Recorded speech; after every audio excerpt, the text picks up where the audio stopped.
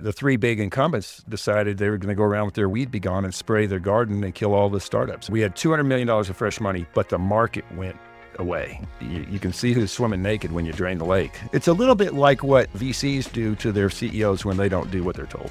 Board experience, operating experience, investing experience, all that in one person, that's a trifecta. I was always smart enough to walk through every open door. I just said yes, which turned out to be one of my best decisions I ever made. We had $1.5 billion when this company was founded. In 2000, after about 8 years together, it had grown to about $10.5 billion. Welcome to the Diligent Observer from PitchFact. I'm your host, Andrew, and every week I share insights and strategies to help angel investors make better bets. My guest today is Curtis Feeny, Senior Advisor at Peterson Partners and board member of CBRE, Staples, Khan Academy, and many more.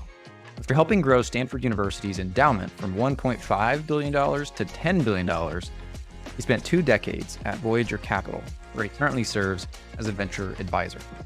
In this episode, we explore his frameworks for evaluating deals in down markets, lessons from sitting on over 35 boards, and his perspective on emerging opportunities in nuclear power and cybersecurity.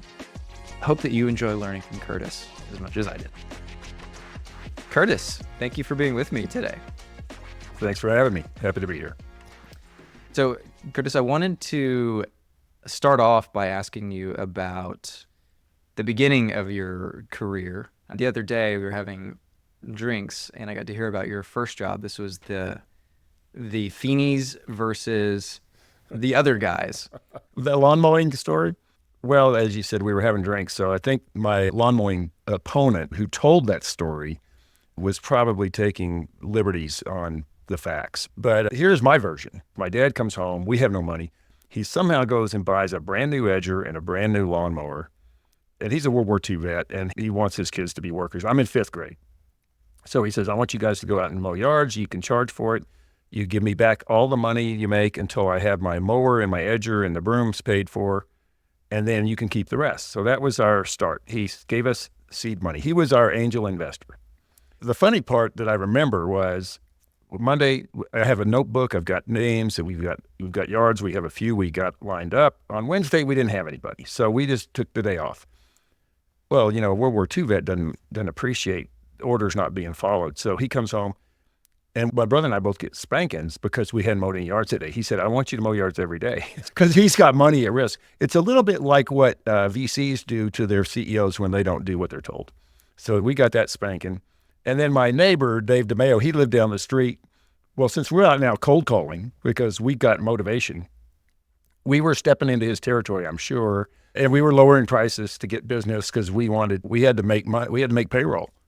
So that was my first job. Oh, that's amazing.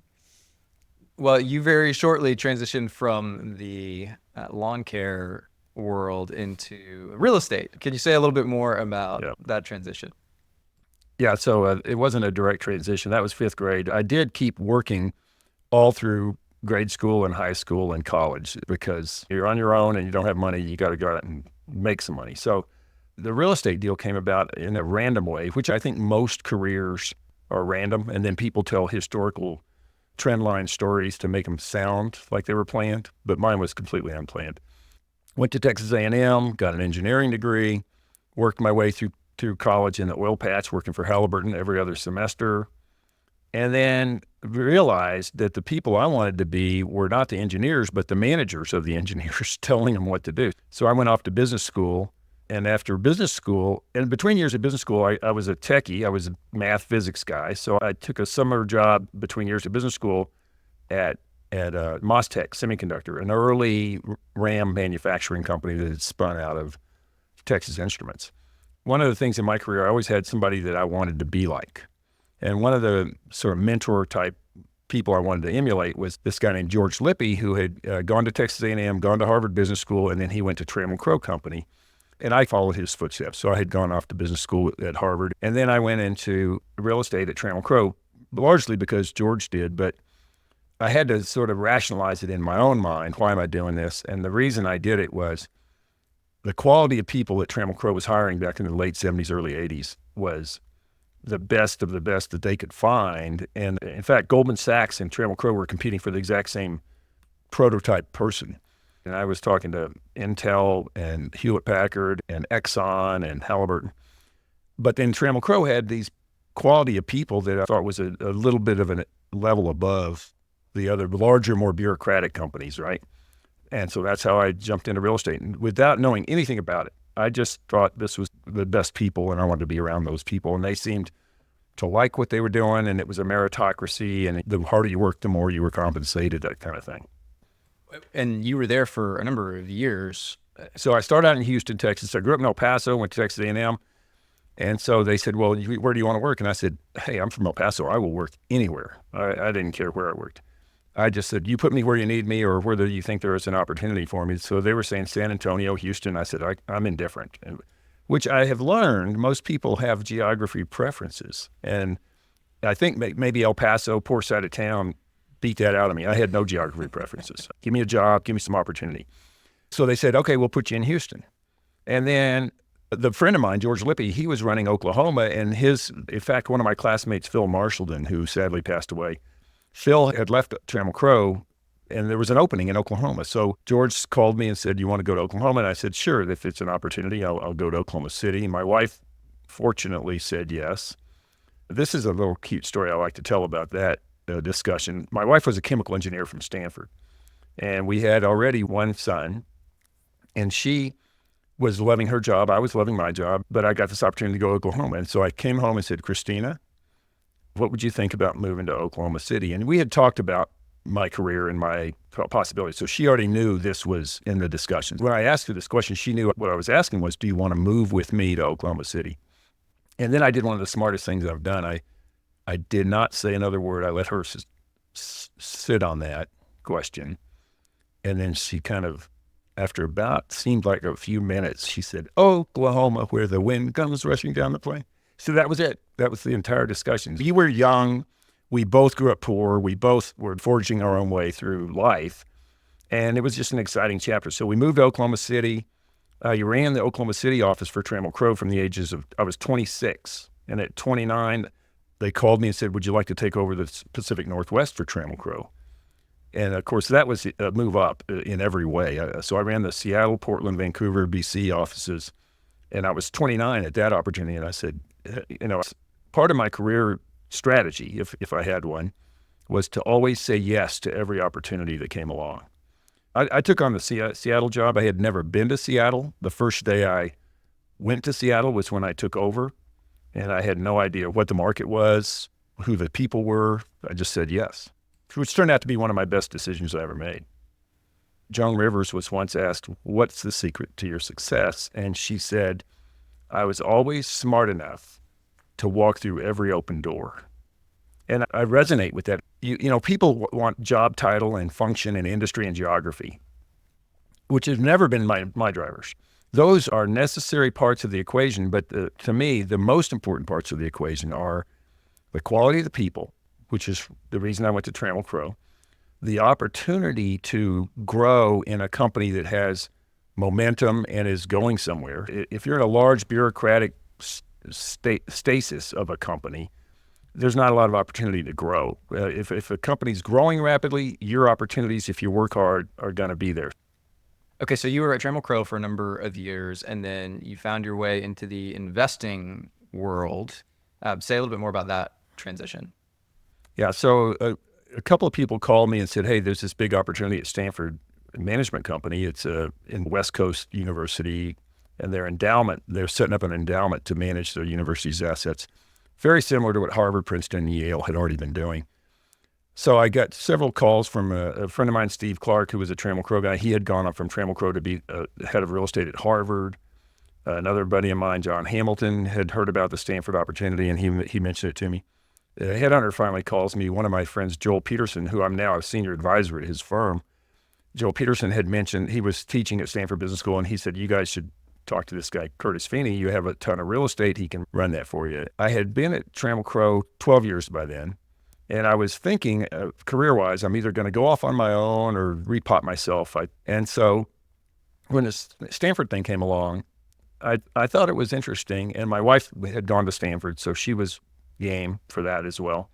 By then we had 4 children, so it was a big move. And the lucky thing about my career that I think helped me, we moved so many times when I was young. Between birth and ninth grade, we had moved 9 times. So I was very comfortable picking up and moving because it just was how I grew up. And so moving from Houston to Oklahoma City to Seattle to then Stanford was not a big deal to me. And I was fortunate. My wife, growing up in small town Montana, she was always game for the next chapter too. So we went to Stanford. I ended up running half the endowment, basically all the real estate, which was quite big. We had $1.5 billion when this management company was founded. And by the time my CEO, I was EVP, and the two of us left in 2000 after about 8 years together, and it had grown to about $10.5 billion. It's now well over $40 billion, so they've done well without us. I think it's always a good sign when your organization that you leave continues to do well. And I've been lucky that all the places where I've had responsibilities, they've done better or at least as well after I left, which I felt very good about. So I ended up running the Stanford real estate, and then eventually had some of the other asset classes reporting up to me and running probably about half that endowment. The more active part, my CEO was an investor and not an operating person. I was more of an operating person. So the more active investment classes were the ones I was involved in. Say more about some of the themes that you took away from your time at Stanford, coming from the operating background into this investment role. I'm always curious what stands out during that transition. So any themes that stand out to you as you reflect on that season? Operations and investing are very different. And a lot of times, great operators go into investing and don't do well. And they think they've mastered life, and then you're moving into a different arena. So it's different skill sets, different ways you want to think about it. So there were a number of experiences that stuck out with me there. One, a university is very different than a for-profit business. So I had that going on. I was actually running a for-profit part of a nonprofit university, right? So we're chartered to make money and charged with that responsibility, but we're really reporting. I reported directly to my CEO, plus the provost and president, plus the board of trustees, plus the board of the management company. You have all these different responsibilities to these other leaders in the organization. So you can't be cross with the purposes of the underlying nonprofit. And I like to say, people coming from for-profit to nonprofit make the common mistake of thinking that they're the same, that the same things that worked for you in a for-profit work for you in a nonprofit. They don't, because the for-profit is short-term, cash flow oriented, and they don't last that long. Nonprofits are long-term, not cash flow oriented. They have to make money, but they last forever. I mean, universities can be centuries old. Corporations, not so much, because their world is short-term optimization, which means shorter life. So learning how to live in a large bureaucratic nonprofit as a major part of who I had to report to. I sat down almost monthly with Condi Rice, the future Secretary of State. She was our provost. And she was very good on balancing. You got to make money. You got to have a budget for the university. She was the chief budget officer for the university, basically. But you've got to also take care of the faculty, the students, the legacy, the alumni. There's a lot of different mouths to feed in terms of who you're serving. So that was very different. Probably more different than being an operator to an investor was coming from for-profit to a nonprofit. As far as the investment learnings, the thing I would say that is primary in all these big university endowments and large investors is asset allocation. You've got to diversify to preserve your long-term positioning. If you go all in any one area, the volatility can be fatal. One of my favorite stories on that was a couple of universities. New York University, back in the 70s, was diversified with stocks and bonds. This was the time period of 60-40, 60% stock, 40% fixed income, and maybe even erring more on the side of equities. And what happened was, this is the story I heard, that during the Carter years, when inflation was very high, interest rates were very high, and financial assets like stocks were getting clobbered up until about 1980. and when Reagan took over, right? So you had this depression of public stocks and equities for that 6 or 10 year period. And the story goes, NYU decided we got to get out of stocks, and they went all into fixed income and missed one of the biggest run-ups in equities history. And they dropped out of the top 20, and you've never seen them in the top 20 endowments since. And I think Emory University had a similar challenge with the Coca-Cola stock there in Atlanta, Georgia, and they had a lot of Coca-Cola stock, and it was great until it wasn't. The long-term asset diversification strategy is where most people want to be. And if you hear what Warren Buffett says, he sings the same song.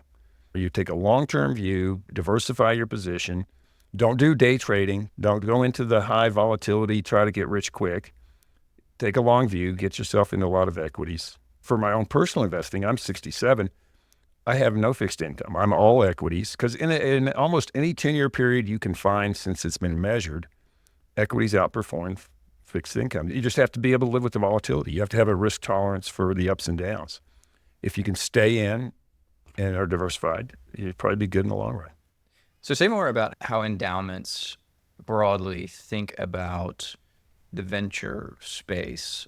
Obviously, that is a part of any completely diversified portfolio, small part, but a significant part nonetheless. Yeah. Say more about how the typical endowment, maybe not Stanford specifically, but the typical endowment might think about venture fitting into their portfolio. Yeah, I think a typical endowment is a little bit jaundiced on venture, more so than they used to be. In other words, the shape of that answer has changed from the 70s, 80s to today. In the early days, there was a cottage industry. It wasn't overfunded.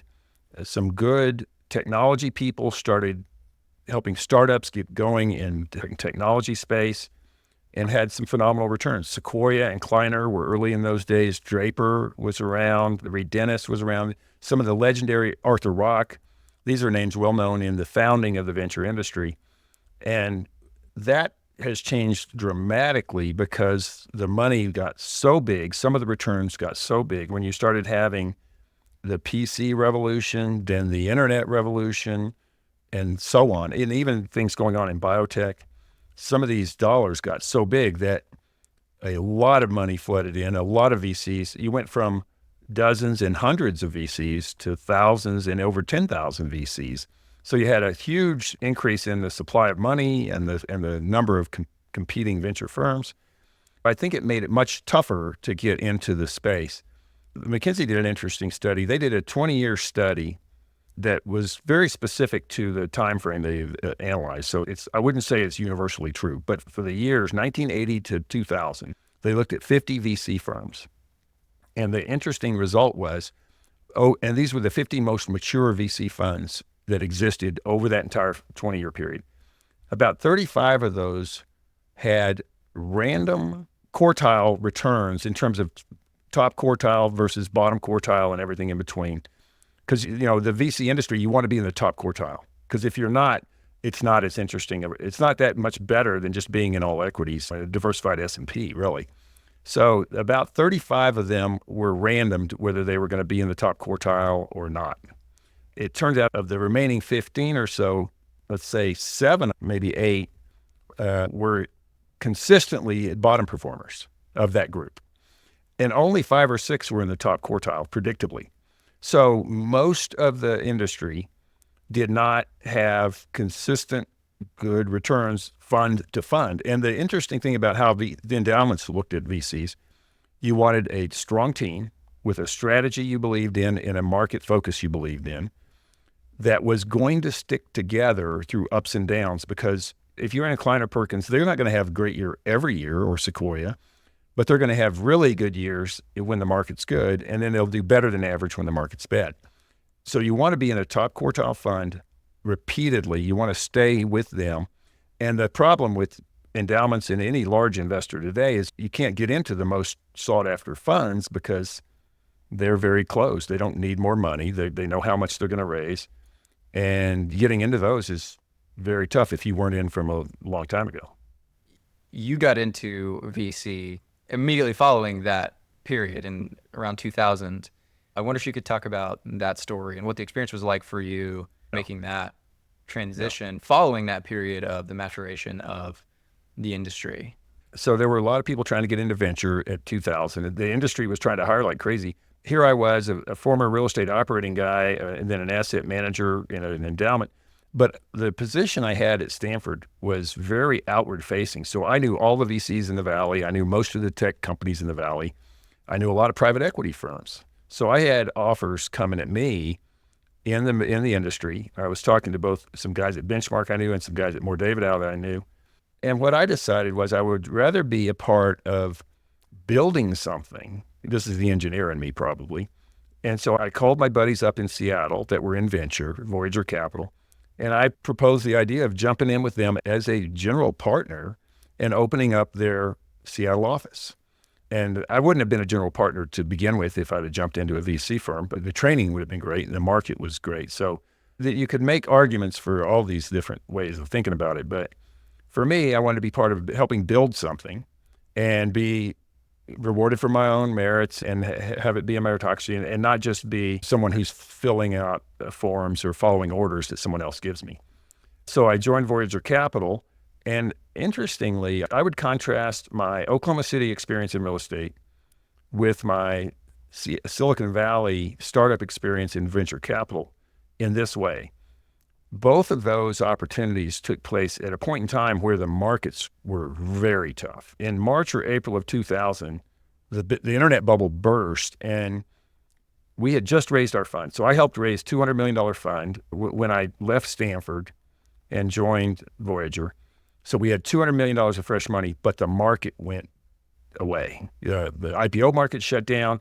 Startups were all hurting. If you had startups you'd already invested in, they were hurting. So it was a really tough time to be in venture, but you learned a lot. And that was the same thing happened in Oklahoma City. In 1983, when I took over the Oklahoma City office, the energy bubble had burst, and we had the same thing happen in real estate in Oklahoma City. So I ended up moving into those sort of, let's call it, upward mobility opportunities for me in very tough markets where all of my experiences were what not to do, what doesn't work. And that's great for long-term building muscle to be good when the markets do come back. If you start out in a great market, you probably are going to pick up a lot of bad habits that don't get punished and then maybe even get rewarded because the market's frothy and everything's working. If you start out in a tough market, you're not going to get bad habits without a lot of punishment. So the mistakes you make show up right away in a bad market. As Warren Buffett, I love the quotes from Buffett. He said, you can see who's swimming naked when you drain the lake. And that's what happened in Oklahoma City and in Silicon Valley, the time periods I entered those markets. What are some of those common mistakes that you see made that often reveal themselves in down markets? Well, one thing I would tell your listeners is there's a lot of really good people to listen to in venture. Bill Gurley, he's got great podcasts, and if you can go see what Bill Gurley is talking about, he's one of the best investors out there. If you can see what John Doerr and Mike Moritz and some of the other great investors at Bessemer's got, if you can go see what Bessemer's doing. There's a lot of great firms. Byron Dieter at Bessemer does some great podcasts. Mike Maples at Floodgate. They have a better foundation of how to think about venture, and they're active in it to this day. So before you listen to my words, I'd listen to any of those folks. But I would say lessons learned in venture, you're betting on people. It's often a mistake to fund a first round of capital with too much money. If you give a startup a whole lot of money and they haven't figured out basic things like product market fit, getting the product to a point where you can actually go test product market fit, a lot of venture mistakes have been made by giving a company a lot of money saying, go out and market yourself while you're building the product and then start building your sales force while you're building the product. And these are often hard to do because not many times do you get the product right out of the chute. And if you don't, and you spend all this money marketing it and selling it, and then it's the wrong product for the market, you haven't quite dialed in the exact product market fit, then you're out of money and you don't have the right product. So that is probably one of the most common things. But betting on team is number one. Getting product market fit right is way up there. Working the capital so that it's appropriate for the stage you're in. Not too much capital, but enough to get to the next milestone where you can raise more money. At some point, it probably does make sense to step on the gas and hit the marketing and sales hard, but you can't do that with 3 to 10 customers. You need, as Mark Leslie, who's one of the great entrepreneurs and he taught for years at Stanford Business School, you've got to get the sales learning curve figured out. You have to figure out, what am I selling? Who am I selling it to? What kind of person do I hire to sell it? What kind of sales engineers and customer service do I need? You can't do that with 3 to 10 customers. You need 30 to 50 customers. Now I'm talking about enterprise software here, not consumer. Consumer software plays a little differently. Could you give an example, a company or an investment that you walked alongside and really thought through that timing and saw them hit that inflection point where, okay, now let's step on the gas? Yeah, I would say in the Voyager portfolio, one company, they have an agricultural technology product called Carbon Robotics. And what Carbon Robotics did is they said, the pesticide industry has been great for farming, but there's residual effects. It impacts the food. And so if you could do the weeding and the insect killing without the pesticides, then that would be healthier, right? And everybody agrees. So what Carbon Robotics developed was a large combine-looking tractor device that has dozens of sensors and lasers on it and a lot of artificial intelligence. And it goes over row crops and it automatically finds the invasive element is, weeds or whatever, and zaps it with lasers and doesn't affect the crops at all. And they're now, I think, a $500 million revenue business. But once they got the product figured out and proved it in the market, and the farmers started really resonating with that product, it became very clear, okay, we're just going to make as many of these things as we can. We've got the pricing right. We've got the business model right. And part of the learning curve is not just product market fit, it's pricing. What is your pricing model? Are you a subscription model? Are you a lease model? Are you take all your profit out up front and then sell customer service after the fact? So getting all those things right. And then once you have the high growth and high margin in front of you, you can say, all right, well, how fast do I want to grow? How many people do I need to grow that fast? How much money does it take to do that? Those things are pretty much a formula. You have a spreadsheet and you can figure it out. And the numbers just drop out of, okay, if I want to hit this number, I need this many people. I've got to ramp up costs with all new employees, whether they're in sales or engineering or anything else. So you factor all that into your equation. And that's when you need an operating team that knows how to do that. A first-time CEO often is, not always, but often is not the right person to take it through that growth step. And again, I'm talking enterprise software, not consumer. What Zuckerberg did at Facebook and other consumer plays, very different. I wonder if you could give an example of a company where you poured the gas on too soon and saw that fall apart. Well, I was on the board of a company called Verari, which was a data center company. And we got clobbered in that, let's call it the 07, 08 turndown, the great financial crisis. We were a data center company with a good product. We had a lot of AI or machine learning and software that was very valuable. And we raised a big round of capital. I think we were at 100 million revenues. Our plan was to go to 200 million in revenues. And we brought in enough capital to make that plan. And we had a great CEO, great team. And then the market fell out from under us. We got caught in a heavy CapEx, heavy OpEx business. Most VCs don't like the hardware business because the margins aren't as high. You can sometimes have high margins in the hardware business, but often not, because competition can come and take your margins down real quickly in hardware. It's harder to do that in software. So we ended up having 100 million going to $200 million plan, and we ended up with 50 million. And we had all this capital that we were investing for growth, and then we didn't hit the numbers. HP, IBM, and Dell were our direct competitors. We were in that high performance compute space, HPC. And so it's a niche space, but we were growing nicely. We had a really good product fit. And IBM, HP, and Dell decided we're not going to lose any. It's a downturn in the market. Server sales were going down 25% a year from previous year, right? And it might have even been 25% a quarter in some cases. So you had a decrease in the total servers being sold, which is our business. And the three big incumbents decided they were going to go around with their little weed begone and spray their garden and kill all the startups. And then we were one of them. So that was an example where we hit the gas, and the timing, I think the product market fit was fine, but the timing killed us. It's wild how many things can kill a great company. Because you would think $100 million in revenue, like, so there's something here, right? Yeah, it was a real business. It was a real business, growing, good team. As Bill Gates said, maintaining a high margin profit defies the laws of gravity. The competitive marketplace does not like you to have high growth and high margin for very long, because competitors swoop in. And Gates back in the 80s even said, I intend to defy gravity. That was for a high margin software company that has a built-in standard. Once you become an industry standard or an industry brand in the consumer space, but an industry standard in the software space, it's very hard to unseat you. And that's what Microsoft was able to do. And when you find a company like that becomes the standard, Google in search, Facebook in social networking, these things are very hard to unseat. And they can maintain high margins and high growth for a long time. By the way, another book I recommend is, if you read any of Jeffrey Moore's books, The Crossing the Chasm being his sort of seminal Bible on marketing, strategic tech marketing.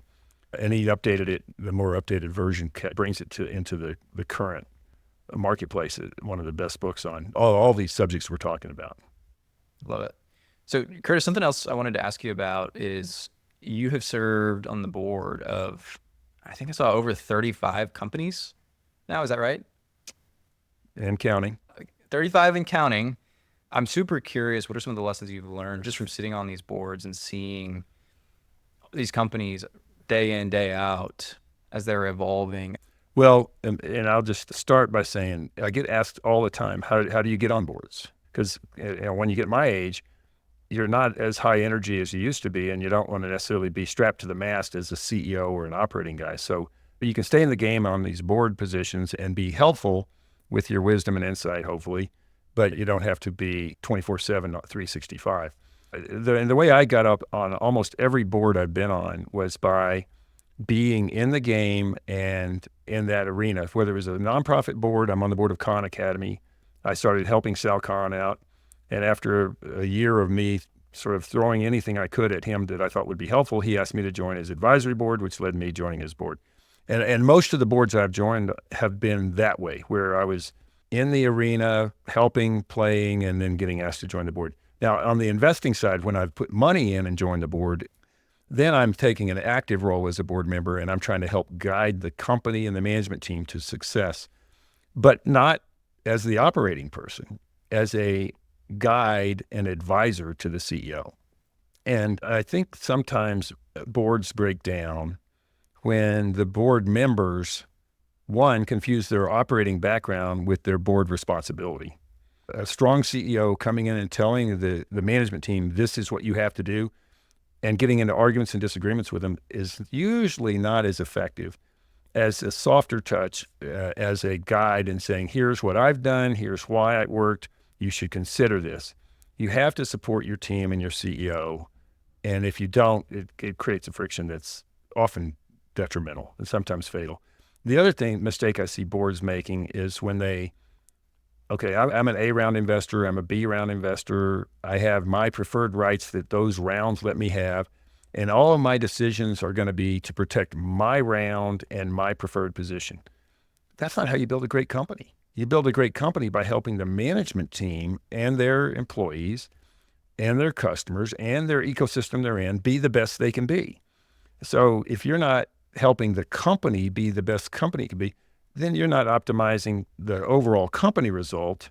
So you'll see a lot of times when you get to these equity and debt pinch points, the company needs capital, and the preferred investors in the various rounds have rights.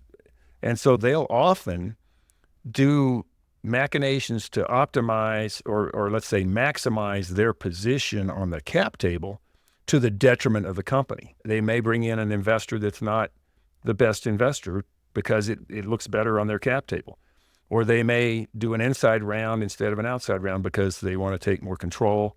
They may cram down the founders and the management team more than is necessary because they can. And in those cases, you sometimes break the company or damage the company more than the benefit of the cap table improvement that you've put in place. So that's something I've seen a lot of. And when you have an investment banker or a lawyer on your board is often good. They're very good on documents and fundraising and those sort of transactional parts of the business. They often don't have operational expertise or company guidance expertise beyond that. So one or two of those is fine. But once you have everybody at the board table has how do I maximize my position on this round of financing and this documentation, that's not helping build the company. That's trying to take air out of the room for their position on the cap table when you really ought to be focusing, get that done, and then let's focus on the company, not those elements. So let's say, Curtis, you were being presented an opportunity for a seed round company with a very small board, and there was a board seat up for discussion with this investment. What are some of the things that you would ask about to try to get an understanding for that current board's composition? Like, how would you diligence the board? It's not something that I see early stage investors spend a lot of time on, but I'm hearing is very important. Your board can make or break the company. What I like to see on a board is some independence. Your financial investors often demand and deserve a board seat.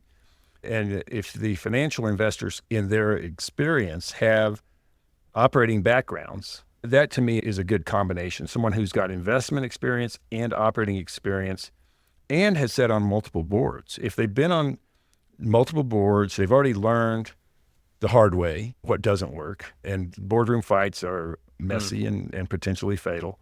So someone with board experience, operating experience, investing experience, all that in one person, that's a trifecta. That's good. I don't like to see more than one attorney on a board. And this is generalization. There's great attorneys that don't behave this way, but attorneys are trained to look at the documents and manage risk off the documents. And that's an important part of the business, but it's not in the sort of gestalt of running a business and building a company. It's not the most important part. So you want some legal expertise is good. Some investment banking expertise is good. But you can go and hire that. What you really would like is people that have good judgment, people that have made good decisions in their life, and can impart that judgment and decision making to the management team and play nice in the sandbox. I think one of the reasons I've been on so many boards is I'm there to help. I'm not there to maximize me at this point in time. That comes as a result. The result of having a great company is you get optimization of your own return. But the more that the board has good judgment, good background in decision-making, experience that's applicable, in some companies, depending on the sector, domain expertise is number one. I usually say the quality of the team is very high, very important. Domain expertise is very important. And that's probably helpful on the board to think of it the same way. I love that. And it all comes back to it's all about good people position earlier, and that getting the right people on the board is of utmost importance. I love it. It helps. Okay, so Curtis, you over the last decade or so have really transitioned into this advisory position in the ecosystem. I'd love to hear about some of the lessons that you have distilled from this season and some of the things that you find are consistently helpful for younger, earlier investors. Well, I don't know if it's because my title is senior advisor or just my age or what, but I think some young companies and young managers and young entrepreneurs don't pick up the phone and call me. I'm there to help. I'm working hard because I like to be in the game. And it's been interesting to me that the companies say, yeah, we want you to help. We appreciate the value add, but they don't take advantage of it as much as I think they could. Now, that's human nature too. Part of it is people get busy. Their plate is full. Picking up the phone to call an advisor for help might be the right answer, but it's just not top of mind. I try to encourage with the companies and entrepreneurs I advise is call me anytime. And I'm fortunate. One of my best advantages, I have an assistant named April Sines, who's been with me for 25 years. When I started working more solo as a senior advisor and then just doing my own boards and investing, one of the smartest things I did was keep her as a full-time admin so that she can help set up all my calendaring and travel and it frees me up. But then it also confuses, I think, the entrepreneurs and the companies that they think they have to go through her when they could just pick up the phone and call me directly because I'm available. I'm there to help. If I've signed up to be on your board or be an advisor, call me when you think I can help. And then how do I add value? I have a pretty good Rolodex. I can help most small companies get to companies they want to be with, partners they want to do business with, people they want to hire. So that's where I tend to add a lot of value is helping small companies get the customers, partners, people they want. Curtis, what are some of the trends or things that you're seeing right now in the venture entrepreneurship ecosystem that are exciting to you? We could talk about AI.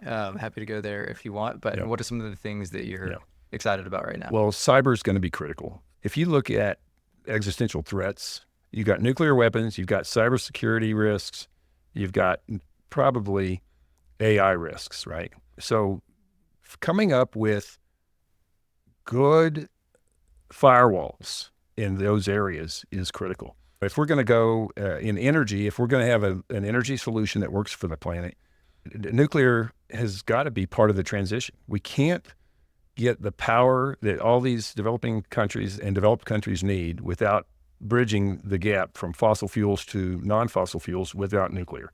So small modular reactors, there's a ton going on in that space. It's very exciting. It's for the big boys. It's not for small. You've got Bill Gates and large pension funds doing it. But SMR for nuclear is critical.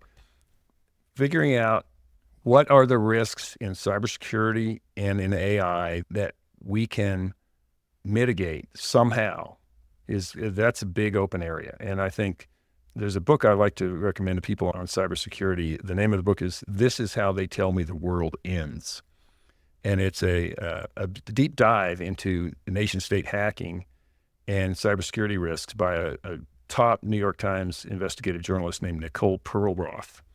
So I'd recommend reading that book, and it'll scare you. Another couple of things that I think are going on. Peter Zion, his book is called The End of the World is Just the Beginning, another feel-good book. And he believes we're going into a period of deglobalization and supply chain meltdown. So think about this, if in the next 10 years, the free trade zones of the open ocean seas go away, and you have globalization going away, and everybody has to live in their own siloed country or political sphere, what's going to happen? What does that do to software needs, hardware needs? A resurgence of manufacturing in the U.S. is very likely to be a big thing. What happens if we bring back onshore or nearshore, all of the manufacturing comes back to either the U.S. or Canada and Mexico, where we can have a supply chain that works? That's going to create huge opportunities. So these are the kind of things. Water is another huge opportunity. So I like to look at the long view. If you take the long view, these are areas I think about. By the way, on that nuclear issue, the book to read is Nuclear War by Annie Jacobson. These 3 books will scare you. You won't go to sleep for a week if you read those 3 books. Well, we'll definitely put those in the show notes. Curtis, this has been a pleasure. Thank you so much for joining me today, sharing your story, some of your lessons. I very much look forward to the next one because there's only so much time in today's conversation, but would love to continue learning more about your stories. Thank you. Appreciate it.